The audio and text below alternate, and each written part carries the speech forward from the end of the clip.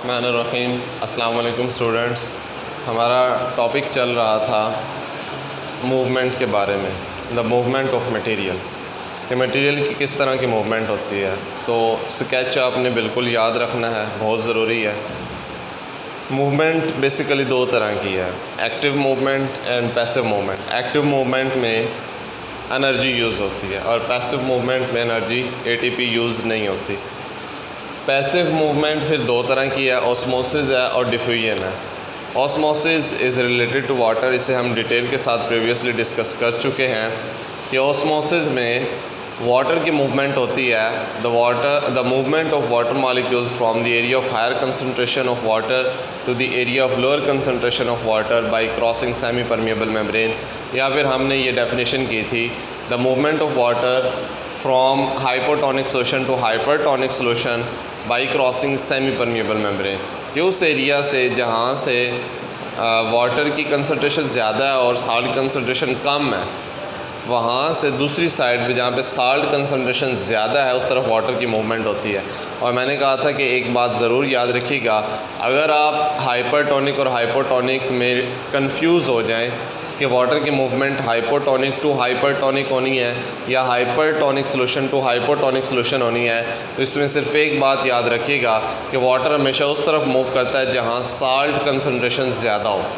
जहाँ salt concentration ज़्यादा होगी वहाँ वाटर साल्ट कंसनट्रेशन की तरफ मूव करेगा। तो जहाँ साल्ट कंसनट्रेशन ज़्यादा होती है वो हाइपरटोनिक सोल्यूशन होता है, क्योंकि हाइपर का मतलब होता है ज़्यादा हो जाना। तो साल्ट कंसनट्रेशन ज़्यादा हो जाने की वजह से हम सोल्यूशन को नाम देते हैं हाइपरटोनिक। तो हमेशा हाइपरटोनिक सोल्यूशन की तरफ वाटर की मूवमेंट होगी। तो इसकी डेफिनेशन आप यूँ करेंगे, the movement of water molecules from the hypotonic solution to hypertonic solution by crossing semi permeable membrane. तो ये ऑस्मोसिस था जो हमने प्रीवियसली डिस्कस किया। आज हमने डिफ्यूजन के बारे में डिस्कस करना है कि डिफ्यूजन का मतलब क्या है। डिफ्यूजन का मतलब नॉर्मली हमारे जहन में आता है डिफ्यूज़ हो जाना।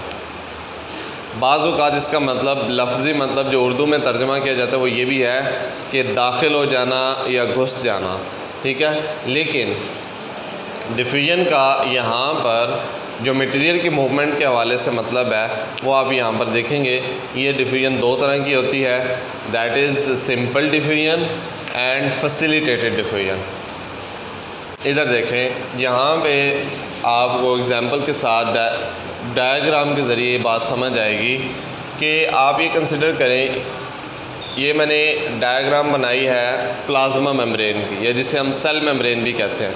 सेल की मेम्ब्रेन आपने ये कंसिडर करना है, सेल की मेम्ब्रेन का मैंने एक टुकड़ा लिया है, क्योंकि ये सेल की जो मेम्ब्रेन है ये लिपिड बाइलेयर है, in which protein molecules are embedded, जिसमें प्रोटीन मॉलिक्यूल्स एम्बेडेड होते हैं।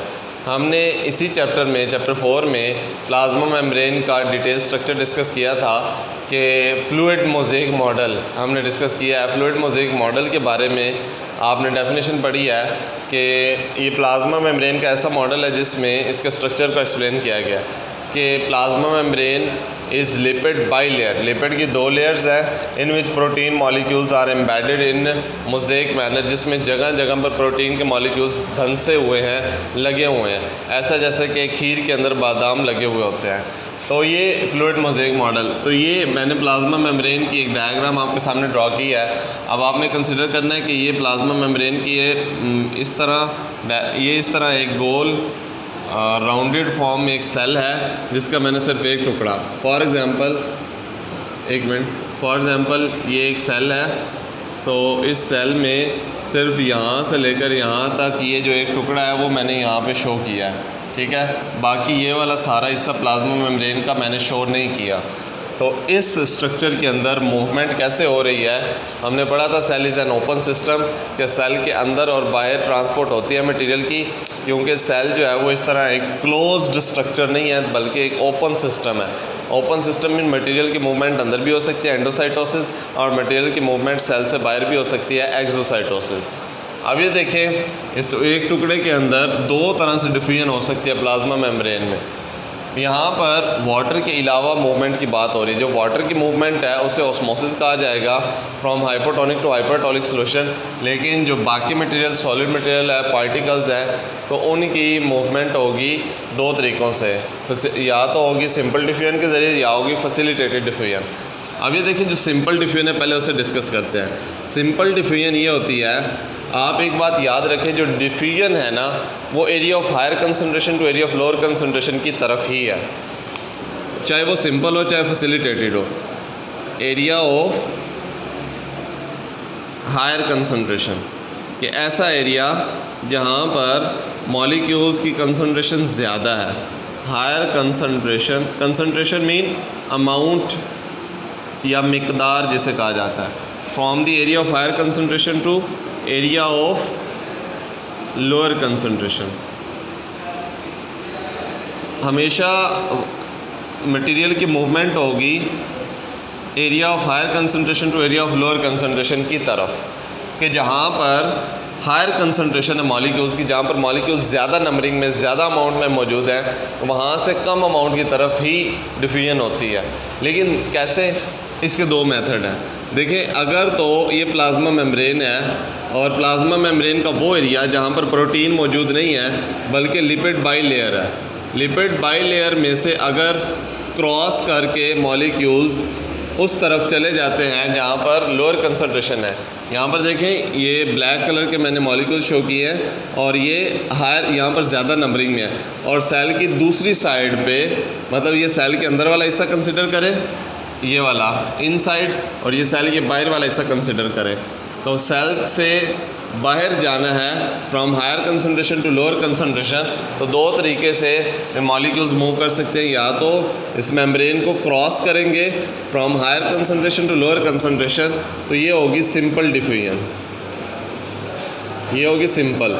लेकिन अगर यहाँ पर ये मॉलिक्यूल्स के अंदर से गुज़र के, ये जो प्रोटीन के मॉलिक्यूल्स हैं, ये हैं प्रोटीन के मॉलिक्यूल्स के अंदर से गुज़र के दरमियान में इस तरह होता है, आपने इसे गार्ड सेल कंसिडर नहीं करना, क्योंकि गार्ड सेल होते हैं लीव्स के अंदर।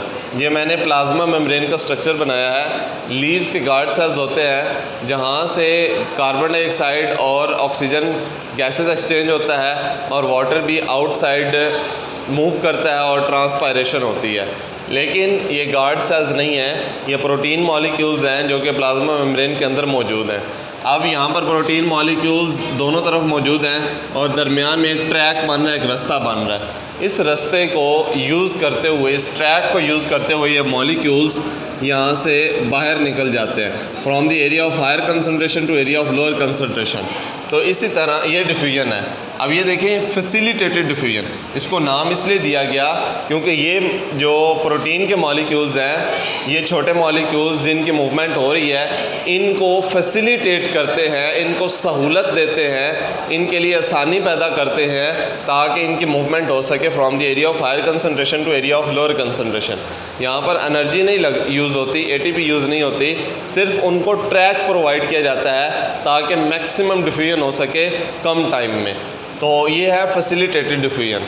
यहाँ से क्रॉस कर, यहाँ से मतलब कि एक रास्ता, एक ट्रैक दिया जाता है, एक पाथवे प्रोवाइड किया जाता है।